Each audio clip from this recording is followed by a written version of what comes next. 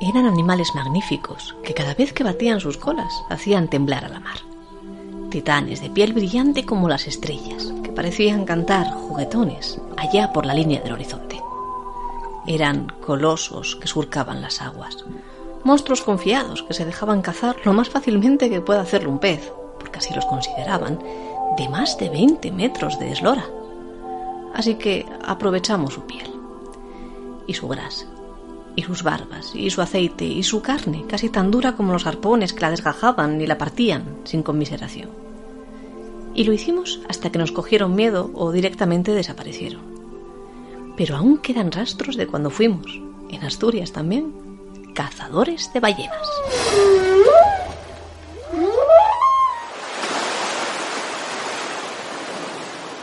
Por entonces no era como ahora. En la Edad Media eran abundantísimas las ballenas que poblaban nuestras costas. Para nosotros eran peces, porque iban por el mar y tenían aspecto de serlo. No sabíamos aún que parían a sus crías, y cuando por fin lo supimos ya no quedaban muchas en aguas del Cantábrico.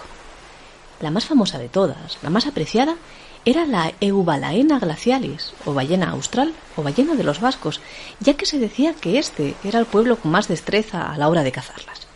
Y el de más historia también. Aunque de eso tendrían mucho que decir nuestros más remotos antepasados, aquellos que vivieron en el castro prerromano de Noega, en lo que hoy se conoce en Gijón como la Campa Torres. Año 1996. Los arqueólogos que estudian el castro de Noega hallan un extraño hueso que tiene, se calcula, miles de años de antigüedad. Podría incluso corresponder hasta al siglo IV a.C., pero no tienen ni idea de a qué animal puede pertenecer un resto tan sumamente grande, de más de 1 metro de longitud.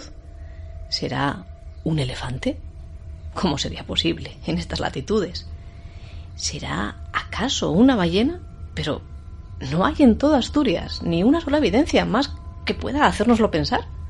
Porque además es imposible que ese hueso pertenezca a un rorcual, el más común de los cetáceos que de cuando en cuando suele visitarnos, y que era realmente, por cierto, la especie de aquella famosa ballena que en el Gijón de 1895 acuñaría esa famosa expresión. ¡Anda, oh! ¡Vete ve la ballena! Pero no estamos en esas todavía. Esa historia ya la contaremos en otro momento. El caso es que hace pocos años, y casi 2 décadas después del hallazgo, un equipo de trabajo, dentro del cual hay que destacar las figuras preeminentes de Carlos Nores y de José Antonio Pis, deduce que sí, que ese hueso es la escápula de una ballena, concretamente de una ballena franca, la más apreciada, la más cazada también. Al poco, el ADN demuestra que esa teoría es cierta, y ese descubrimiento cambia nuestra historia. Y la cambia, porque hasta ese momento no sabíamos que este tipo de ballena tan popular en la Edad Media andaba ya por el Cantábrico en una época tan lejana, y que sabíamos que era buena para consumir por entonces, y que las cazábamos, o que al menos las aprovechábamos y aparecían muertas. Por aquel entonces, dice Carlos Nores, había una especie de fiordo que llegaba hasta San Andrés de los Tacones, que de ahí quizás ese nombre, en realidad de los estacones, por las estacas del puerto, que puede que fuera nuestro puerto particular, y que a los cetáceos que tuvieran la mala pata, o la mala aleta, mejor dicho, de varar allí, era fácil cortarles la salida a la altura de Serín para matarlas a arponazos cómodamente y desde tierra firme. ¡Buen disparo! Son hipótesis, pero lo que es seguro es que ya en el siglo XIII la caza de la ballena estaba plenamente establecida en el solar Astur. En marzo de 1232 hay ya documentos escritos que hablan de esta actividad en el puerto de Entrellusa, en la costa de Carreño. En 1270, en la Carta Puebla de Valdés, leemos el primer topónimo, el puerto de Ballenación, que habla por sí solo. 1291, otro documento sobre las rentas que deben pagarse a los reyes por la ballenación, es decir, la pesca de cetáceos en la playa llanisca de Toranda, muy cerca de la ría de Niembro.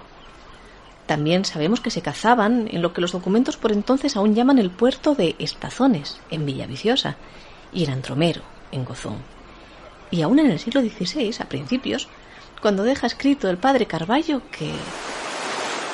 Hay un pez tan monstruoso en este mar de Asturias que solamente las barbas se venden en mucho dinero, y el pez trae a los que lo pescan de provecho más de 1000 ducados.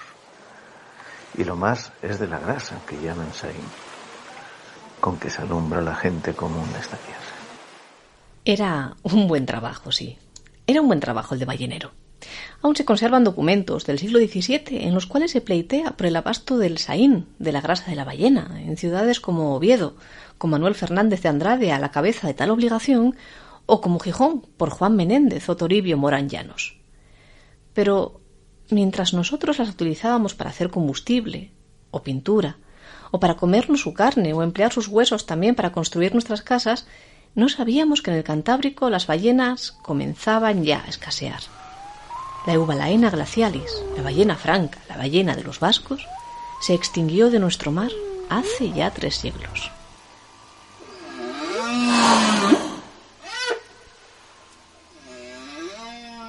Paseen por Gijón un día. Suban al Cerro de Santa Catalina, presidido por el elogio del horizonte, esa estatua que abraza al mismo mar que un día estuvo poblado por auténticos monstruos marinos. Bondadosos y tranquilos, sí, pero monstruos a fin de cuentas, a entender de nuestros antepasados, por lo menos. Allí, sobre ese alto al que también llamamos la Atalaya, hubo una vez hombres cuya misión era gotear el horizonte en busca de las ballenas que magníficamente saltaban al aire desde el fondo del mar.